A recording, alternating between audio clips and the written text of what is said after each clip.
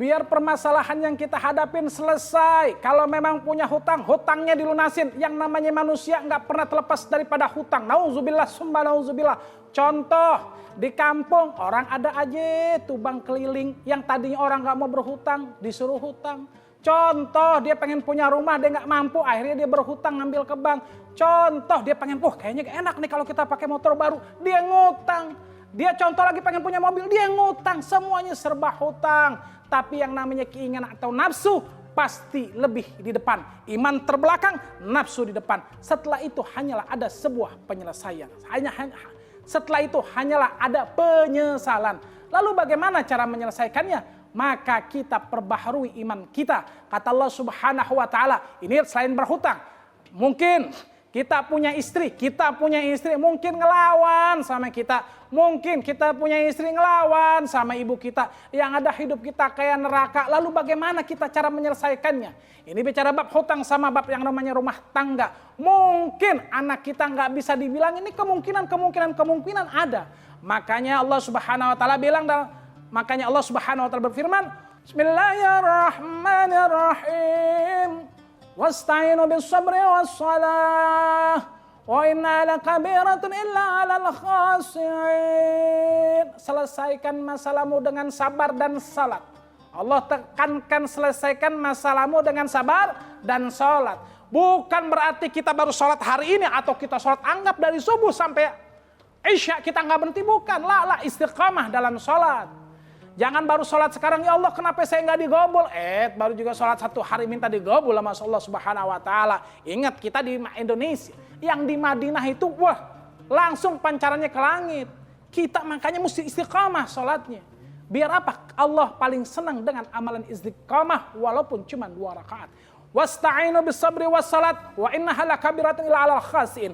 Selesaikanlah masalahmu dengan sabar dan sholat. Nah, yang namanya salat, sebelum sholat kita punya wudhu. Kita rapihin dulu wudhu kita. Saya ingat, saya dulu pernah bilang sama guru saya, Beb, saya punya permasalahan A, B, C, D. Habib itu bilang, gampang. Cuman satu yang antum mesti lakukan. Apa ya Habibi, saya bilang. Cuman satu, antum rapikan, antum punya wudhu. Saya bilang, apa rahasia daripada wudhu? Masya Allah. Akhirnya saya perbarui, saya punya wudhu. Tata caranya saya perbaiki. Wudhu saya tidak terburu-buru seperti buru-burunya seekor bebek yang lagi berenang. Akhirnya saya wudhu pelan-pelan. Oh, maksudnya ini wudhu. Makanya saya rapikan. Ada doa wudhunya. Kita resapi tentang wudhu. Dan ternyata dalam air wudhu itu banyak fadilah-fadilahnya. Yang istri ngelawan, insya Allah dengan air wudhu kita, istri tidak melawan. Yang tadinya anak kita tidak bisa dibilangin, kita kasih minum air wudhu kita, insya Allah anak kita menjadi anak yang soleh. Yang paling utama adalah kita mempunyai istri yang salehah. Yang pertama adalah kita mempunyai anak yang soleh dan soleha. Itu adalah penenang hati. Sakinah, mawaddah, warahmah. Dan satu lagi yang namanya tadi saya bilang insya Allah permasalahan kita selesai. Itu baru dari bab wudhu. Sebelum kita bahas bab sholat. Ketika bilang kita bab wudhu, maka kita selesai tuh masalah kita sama istri kita. Yang istri kita suaranya 1 oktav di atas kita. Kita lagi ngomong A, istri kita udah ngomongnya B. Kita ngomong B, istri kita ngomongnya sudah Z. Masya Allah. Kebanyakan wanita di zaman sekarang, ketika suaminya ngomong 1, si perempuan ngomongnya 10. Tapi bukan di Indonesia, di luar bukan. Bukan, kalau wanita di Indonesia soleha semua. Insya Allah. Walhasil selesaikan masalah kita dengan kita wudhu, lalu kita kasih minum air kepada istri kita. Kalau anaknya nakal, bukan nakal lah. Tapi kalau anaknya susah dibilangin, kita wudhu, minumin tuh air wudhu kita kepada anak kita. Selesai juga permasalahan kita sama keluarga. Yang terpenting adalah la haula wala quwata illa billahil azim. Setelah bab wudhu, maka kita sholat. Karena dalam sholat kita takbir Allahu Akbar kabira, walhamdulillahi katsira, wa subhanallahi bukrata wa asil. Inni wajjahtu wajhi allazi fataras samawati wal ard. Kenapa? Di situ Allahu Akbar kabira, Allah besar dengan sebesar-besarnya. Berarti kita makhluk kecil. Berarti yang ada siapa? Yang ada cuma Allah. Kita makhluk dhaif, kita bakalan yang adanya kita ini akan kembali ke tanah. Sekarang kita memang berdiri di atas tanah. Nauzubillah. Sekarang memang kita berdiri di atas tanah. Tapi besok kita bisa ada di dalam tanah. Makanya kita agungkan Allahu Akbar kabira. Allah besar dengan sebesar-besarnya. Menggagungkan Allah menafikan makhluk, menisbatkan Allah la ilaha illallah. Di dalam salat juga ada lagi kita doa, Rabbighfirli warhamni wazburni warfa'ni warzuqni wahdini wa'afini wa'fu anni. Di situ ada jelas kita minta ampun sama Allah, kita minta rezeki. Yang namanya manusia pasti minta rezeki terus. Saya ingat, saya pernah dengar ceramahnya dari Gus Baha. Kebanyakan kita ini orang banyaknya berdoa terus, mengagungkan Allahnya sedikit, cuman buat syarat cuman alhamdulillahirabbil alamin, langsung ya Allah selesaikan masalah-masalah saya. Lah, bagaimana? Agungin dulu kalimat Allah ada 99. Bismillahirrahmanirrahim.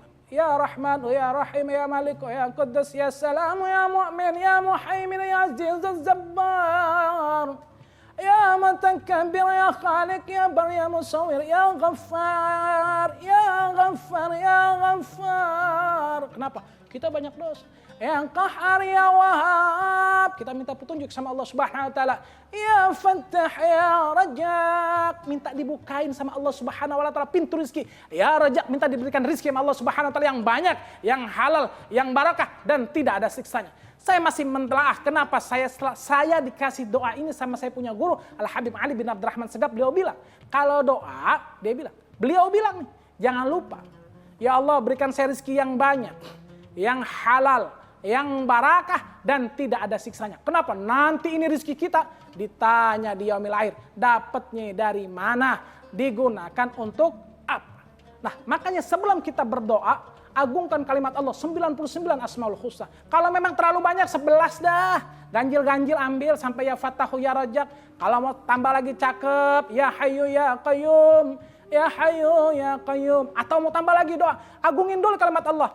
Ya Arhamar Rahimin, ya Arhamar Rahimin, ya Arhamar Rahimin, farridh 'alal muslimin.